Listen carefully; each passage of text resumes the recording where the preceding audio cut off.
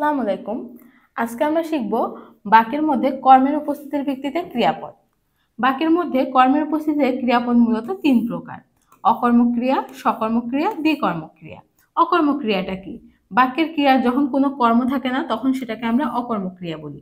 যেমন সে ঘুমায়, এখানে সে কর্তা, ঘুমায় এটা হচ্ছে ক্রিয়াপদ। যে এখানে কোনো কর্মপদ নেই তাই এটাকে আমরা অকর্মক্রিয়াপদ বলতেছি।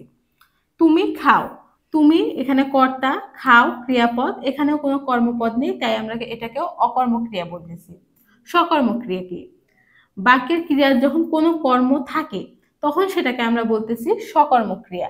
যেমন সে বই পড়ছে, এখানে বই কি পড়ছে? বই পড়ছে, এটা একটা কর্মপদ, সুতরাং এটা হচ্ছে সকর্মক্রিয়া।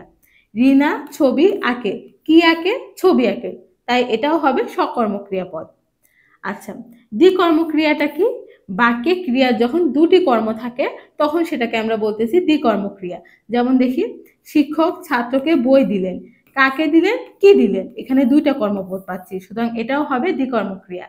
মা শিশুকে চাঁদ দেখাচ্ছেন, কাকে দেখাচ্ছেন? কি দেখাচ্ছেন? এটাও হবে কর্ম দ্বিকর্মক্রিয়া পদ।